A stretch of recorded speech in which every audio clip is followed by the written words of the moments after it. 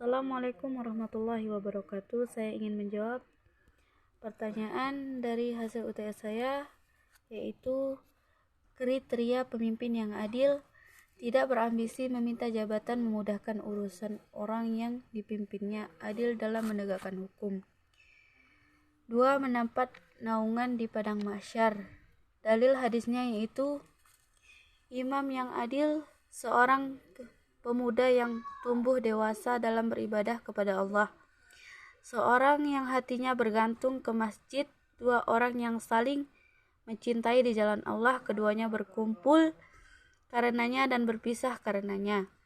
Seorang laki-laki diajak berzina oleh seorang wanita yang mempunyai kedudukan lagi cantik. Ia berkata, "Sesungguhnya aku takut kepada Allah."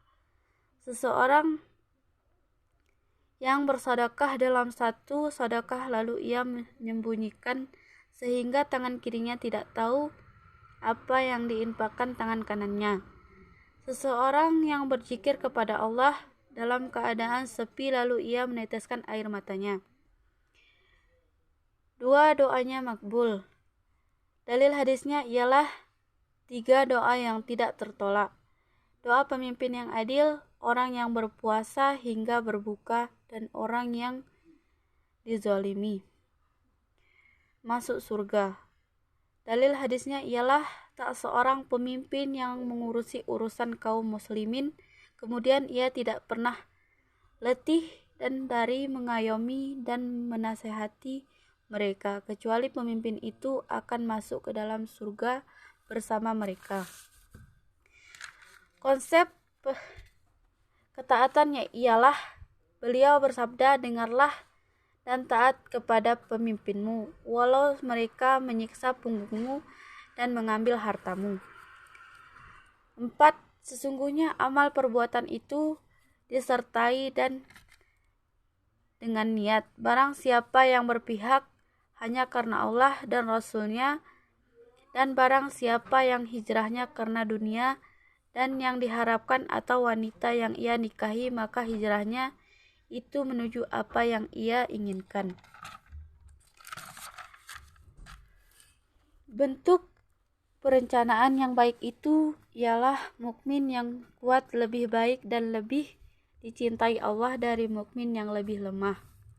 Dalam setiap kebaikan, bersemangatlah kamu untuk hal yang bermanfaat bagimu. Minta tolonglah kepada Allah dan janganlah lemah. Jika kamu ditimpa sesuatu, jangan pernah mengatakan andai aku ini dan itu. Sesungguhnya Allah tidak menyukai perkataan itu dan telah menakdirkan, dan apa yang terjadi pasti akan terjadi. Karena sesungguhnya berandai-andai itu membuka jalan perbuatan setan. Hadis riwayat Bukhari nomor 6008. Beliau berkata, "Pulanglah kalian pada keluarga kalian, tunggulah bersama mereka dan ajarkanlah mereka." Beliau menyebutkan beberapa hal yang aku hafal dan yang tidak aku hafal.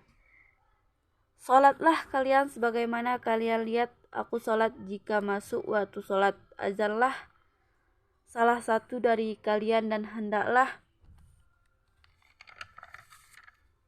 yang paling tua di antara kalian menjadi imam salat."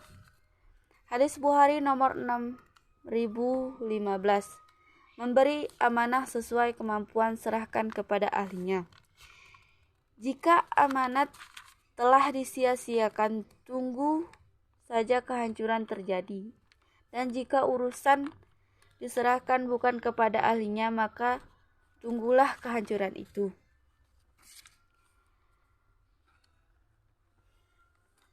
Bentuknya yaitu jika sesungguhnya Allah sangat mencintai orang yang jika melaksanakan sesuatu pekerjaan, maka pekerjaan tersebut dilakukannya dengan itqan. Rasulullah bersabda, "Biarkanlah apa yang aku tinggalkan untuk kalian, sesungguhnya yang membinasakan umat sebelum kalian adalah banyak bertanya dan banyak perselisihan mereka kepada nabi mereka. Maka apabila aku memerintahkan sesuatu pada kalian, lakukanlah semampu kalian, dan apabila aku melarang sesuatu, maka tinggalkanlah. Rasulullah pernah melihat setumpuk makanan, lalu beliau memasukkan tangannya dan beliau menyentuh sesuatu yang basah, dan ternyata makanan tersebut terkena air hujan. Mengapa kamu tidak meletakkan di bagian makanan agar manusia dapat melihatnya? 10. Siapa dia di antara kalian yang melihat kemungkaran, hendaklah ia merubah dengan tangannya. Jika tidak sanggup, maka ubahlah dengan lisannya. Jika tidak sanggup, maka dengan hatinya. Dan itu adalah selemah-lemah iman. Assalamualaikum warahmatullahi wabarakatuh.